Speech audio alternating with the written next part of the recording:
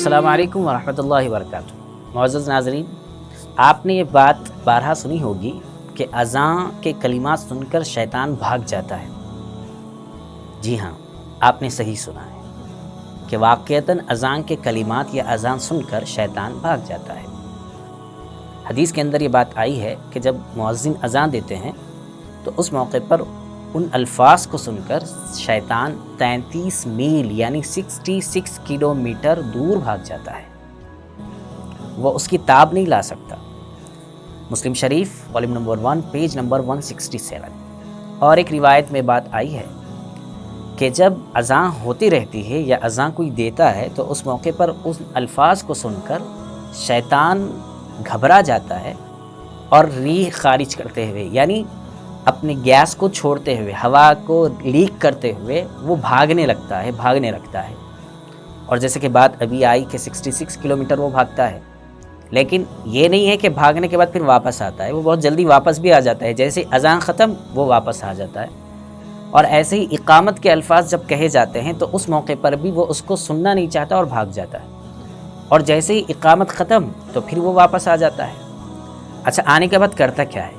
آنے کے بعد کرتا یہ ہے کہ ہماری نمازوں میں وسوسے ڈالنے لگتا ہے کہ جیسے ہم لوگ رکعت باندھتے ہیں تو رکعت باندھتے ہی اب ہمارے ذہن میں پورے کام آنا شروع ہو جاتے ہیں، یہ کام باقی ہے، یہ کام باقی ہے، یہ کام باقی ہے۔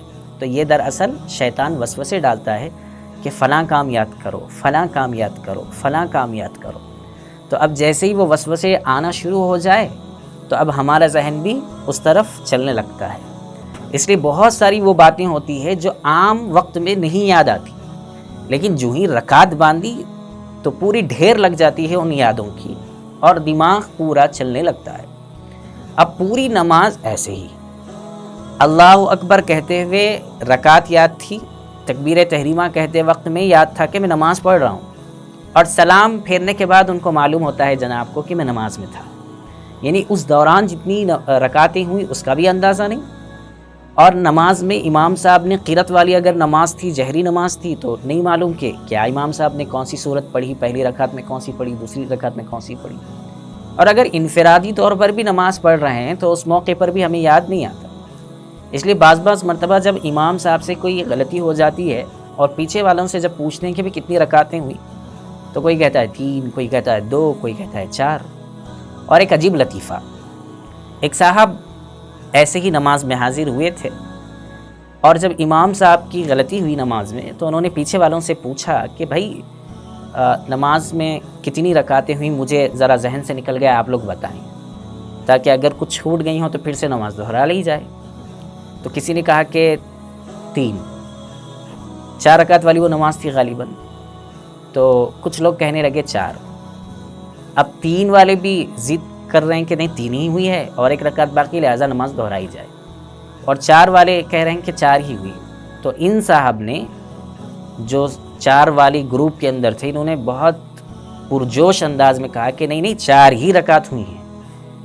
تو لوگوں نے پوچھا کہ کیسے معلوم 4 رکعت ہوئی، اتنی جو ہے کانفیڈنس کے ساتھ آپ کیسے بات کر رہے ہیں؟ تو انہوں نے کہا کہ دراصل بات یہ ہے کہ میری 4 دکانیں ہیں اور ہر ایک رکعت میں میں ایک دکان کا حساب کرتا ہوں، تو آج میری پوری 4 جو ہے دکانوں کا حساب ہو چکا ہے۔ تو یہ حال جو ہوتا ہے وہ اذان کے کلمات یا سننے کے بعد جب شیطان آتا ہے اور وسوسے ڈالنے لگتا ہے تو یہ سب چیزیں پیدا ہو جاتی ہیں۔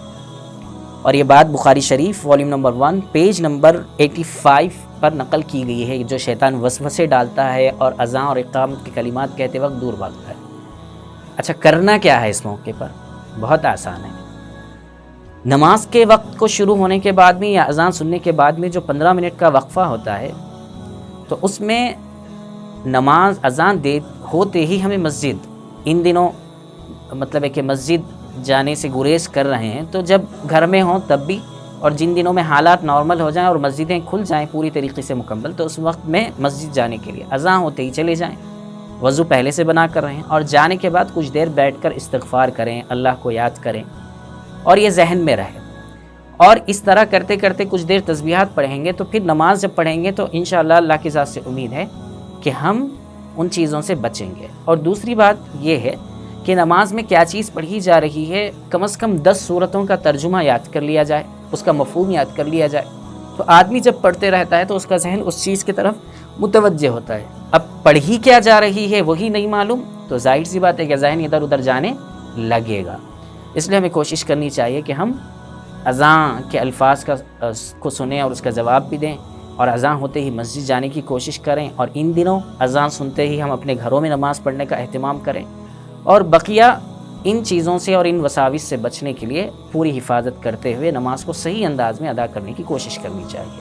السلام علیکم ورحمۃ اللہ وبرکاتہ۔